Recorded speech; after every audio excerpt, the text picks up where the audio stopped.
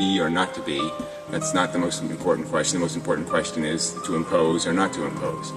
Will I create or not to create? This is the more important question. Whether Dr. Frankenstein kills himself or not is not a story. Whether he plays with the dead and forces them to live is the question. The fundamental argument, the big one, which is that you're not going to be able to control this experiment, and it comes with, unlike the Sisyphus myth, there's more than just the struggle of your harm, the harm of your own struggle through life. The real game, the real question is the harm of the people you impose the consequences of that game you're playing on. So when the boulder rolls down, it may roll over somebody. If you've procreated, that's the consequence. You may create victims. You can't just say, whoops, my bad. It is in the nature of existence that you're not going to have control over the experiment, and that the fundamental nature of the experiment is futile. It's a consumption game, and consumption has to come with a price. There's no free lunch. You don't get to eat for free, and that is the problem here. And if you do it in some kind of perfect way to minimize the harm of the feeding, the hunger, there's just too little glory in that to justify the obscene inefficiency that's possible. The downside risk is infinite almost, and it's just, you can't justify exposing yourself to that level of catastrophe for a projected satisfaction, a projected necessity. There's no rational necessity for our existence. The only evidence of the value is your own perception of a necessity. Bring up the non-existent Martians, non-existent Venetians, and how they aren't fundamentally missed. So just becoming an atheist isn't enough. You know, you have to pull the roots out all the way of all the crap that you've bought, the conventional, traditional notions of what it is to be breathing atmosphere on the surface of planet Earth, that it is made of this biosphere that is getting ground up every day in a silly contest for surviving, merely to replicate and create another victim to be ground up in the process. No real winners, just all kinds of different ways of losing, and losing really badly or getting away semi-unscathed. And these people, because of their in-the-box thinking, think that winning is not losing as much as the other guy. They think that's winning. And that's where it all breaks down, logically. And that's why they have to resort to distraction and rationalization to evade the subject. Anti-natalism, as if it's somehow destined to failure or doomed. And it just doesn't work that way. It just requires you to do the simplest thing. Say, please stop, as an approach to the human race. Period. These are not complex or hard things to say. And the power of them, once they've been said, is intrinsic. If you stop one individual from recklessly reproducing, it's a victory. If you stop 10, it's 10 times the victory. If you stop 100, it's 100 times the victory. There's no way you can't succeed in walking in that direction. And there's so little effort in saying the words, please stop. Don't tell me you've learned something and then not apply the knowledge, because that's not consistent with somebody who has actually learned something. If you have knowledge, you have a responsibility to apply it in the world. If you've gained something through experience, you have a responsibility to help enlighten other people with that gained knowledge. It's irresponsible for you to keep your mouth shut, for you to claim that somehow, I don't know it. You know it now. You know the danger. You know the heavy weight of the risk being played with. Don't sit there and pretend you haven't learned anything. Edify people with that knowledge.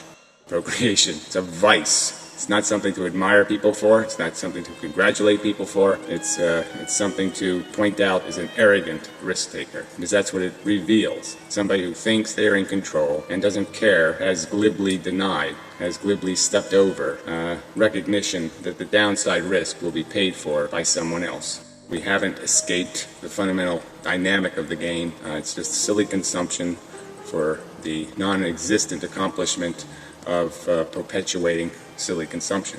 Big Frankenstein. It's not a fun job. Therefore, you can't use a projected, I kind of feel it like it's good, kind of argument to defend exposure to that risk. It's just a glib denial of the risk. Just a glib denial of the potential for harm. And that makes no sense logically. Yeah, you just cure a few diseases and everything's just fine, and life is just perfectly functional. It's just a deny of evolution. It's a deny of the function of the biology. It's a denial of the fundamental nature of what life is, a consumption game, and even that is just such a lie, because things are only getting better in the traditional notion of a better life, which is somehow a longer life. But if you add up how consciousness has actually been affected in the last 200 years, well, billions of more animals are slaughtered, and human beings spend more time disabled than they have at any point in human history as a percentage of their conscious existence, where we die slower and harder. We don't die better.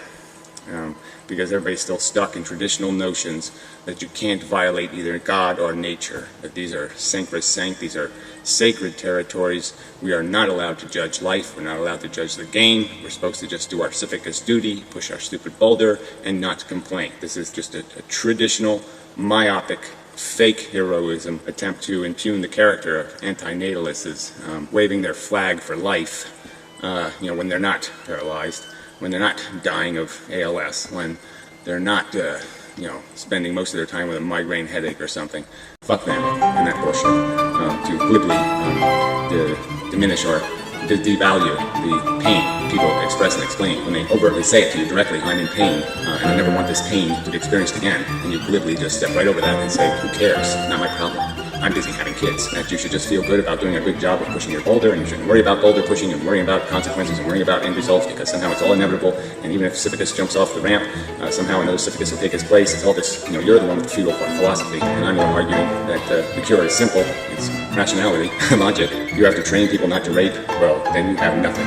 It's already a concession to my point that this game is so broken, that this psychology is so fucking rotten at its core, that it's so insectoid, that if you think you actually have to train somebody not to harm somebody else for completely a selfish indulgence, I win the argument on your concession, if that's what you're saying you have to do to argue in defense of. I think that's a lie. Now that ignorance is such a hard cement that you can never break through it. If you're not willing to even walk up to the cement and say, break, if that's too much work for you, just saying the word break, then you're not going to fix anything ever. And I think you certainly can't break through it if you don't try. I've concluded I'm not competent to be a creator. So what makes you think you are? That's the problem. Consumption, reproduction, cannibalism, addiction, or parasitism. We're parasites.